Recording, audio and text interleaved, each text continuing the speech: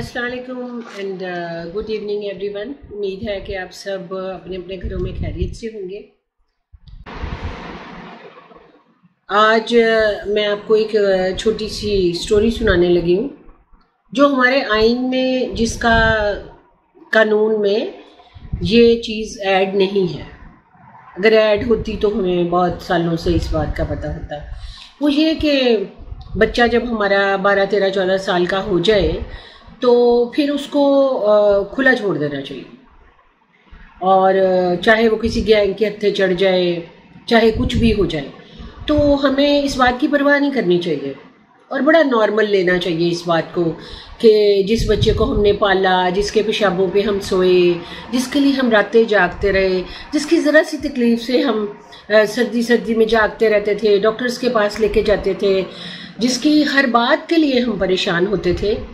लेकिन अब जो है इस इस्लामी रियासत में गो के मैंने बहुत कुछ अरसा जो मैंने वक्त गुजारा है, वो कुछ आउट ऑफ कंट्री भी गुजारा है थोड़ा सा वक्त। उस वक्त में मैंने ये देखा है कि जब तक एक सर्टेन एज तक बच्चे नहीं पहुंच जाते तब तक माँ बाप की बड़ी सख्त रिस्पॉन्सिबिलिटी होती है और वो काफ़ी केयर करते हैं अपने बच्चों की।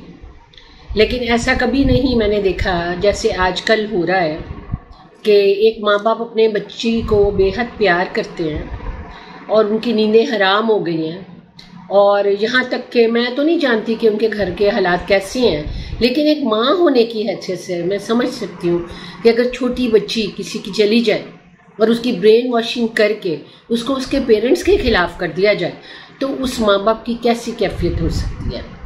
अब 3 ऐसे नेक फरिश्ते खुदा ने उसके माँ बाप के पीछे लगा दिए हैं, बड़े नेक फरिश्ते हैं वो। एक लड़की है और 3-4 लोग और हैं। मैं उनका कोई जो है, और लगते तो कुछ थोड़े बहुत पढ़े लिखे ही हैं सारे, लेकिन उनकी बातों से लगता है किसी जंगल से उठ के आए हैं, क्योंकि उनमें कोई एथिक्स नहीं है, बात करने का कोई सलीका नहीं है। ये इन्हीं में है ये बात। लेकिन बात पता है क्या है, इन्होंने ये सब कुछ सीखा कहाँ से है। हमने बहुत सारे लोगों को वोट दिए, वो हमारे प्राइम मिनिस्टर भी बने। मैं किसी जमात, सबसे पहले तो आपको ये क्लियर कर दूं कि मैं किसी जमात को फेवर नहीं करती, क्योंकि जमात ने ना मेरा बिजली का बिल देना है, ना मेरा खाने का बिल देना है, ना मुझे टैक्स से कोई माफ़ी होनी है।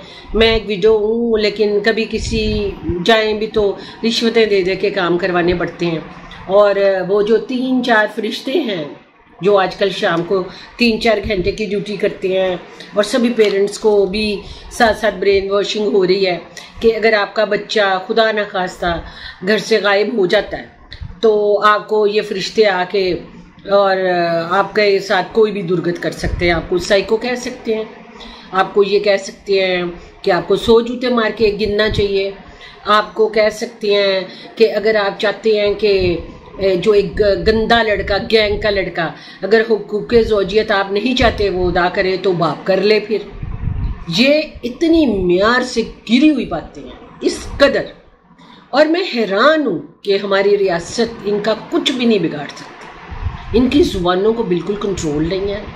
मैं हैरान हूँ कि ऐसे लोग खुले कैसे पढ़े।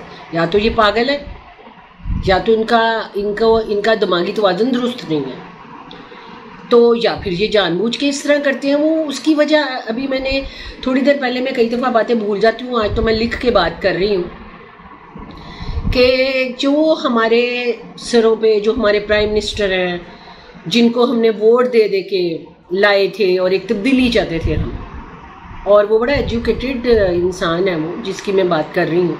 अभी फ़िलहाल तो वो अपनी सीट पे नहीं रहे, क्योंकि उनसे पहले जो थे वो भी बहुत बदतमीज़ थे, बहुत ही इल मैनर्ड थे। लेकिन उनकी जगह फिर हमने तब्दीली के लिए एक और बंदा आ गया, और जो वो बंदा आया वो सभी का बाप निकला एथिक्स में, बावजूद इसके कि वो बहुत बड़ी बड़ी यूनिवर्सिटीज़ में पढ़ा हुआ है, लेकिन उसको बात करने का बिल्कुल पता नहीं है, बिल्कुल तमीज़ नहीं है कि हाउ टू टॉक और क्या करना चाहिए और क्या नहीं करना चाहिए।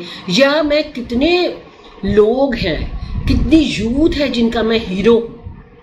ये बात तो 110% सही है कि वो हमारी कौम का हीरो है वो बंदा, और तब भी उसको अपनी ज़ुबान का ख्याल नहीं है।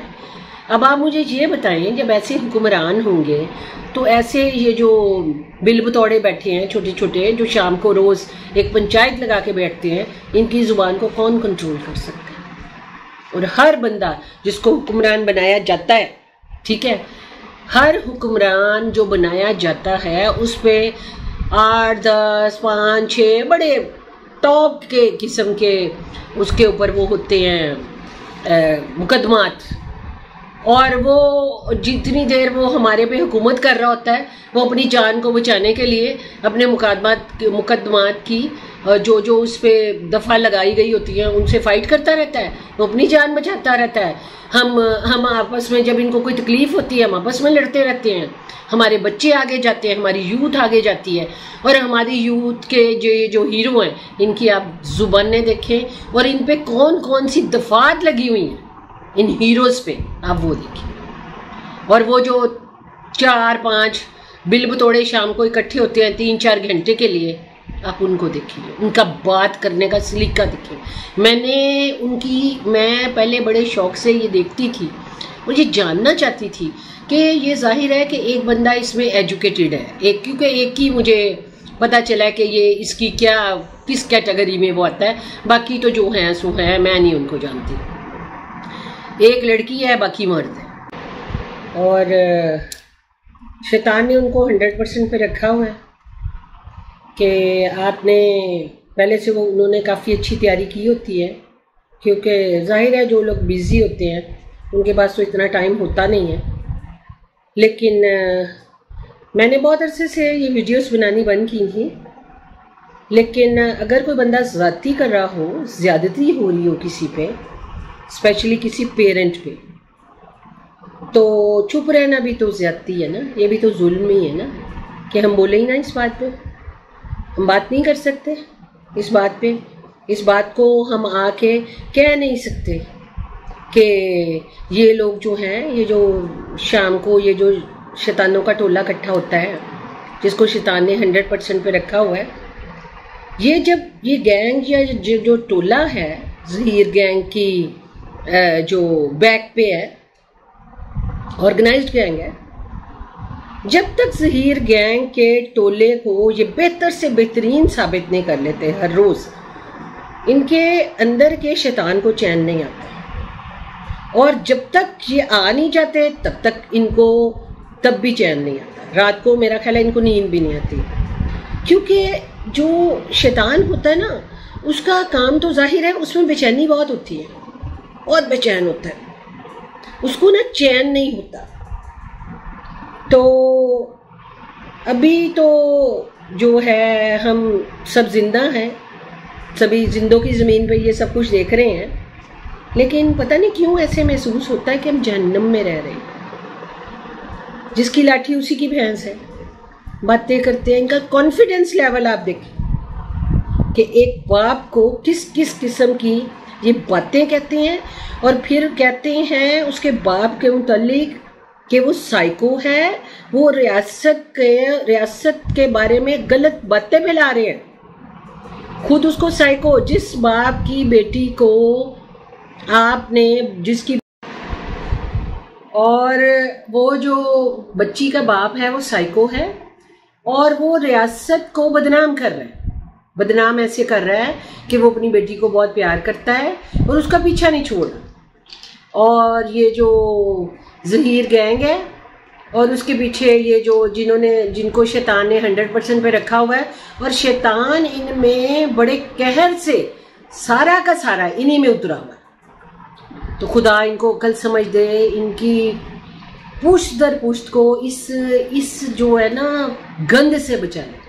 क्योंकि कई दफ़ा ऐसा होता है कि जब हम एक गलत काम करते हैं तो हमसे देखा देखी हमारे आने वाली औलाद, क्योंकि ये जाहिर है रिकॉर्डिंग हो रही है, वो देखेंगे तो आप लोगों का क्या इंप्रेशन पड़ेगा, आप किस तरह के पेरेंट्स होंगे, ये सारे लोगों का क्या म्यार है, किस म्यार के लोग हैं आप।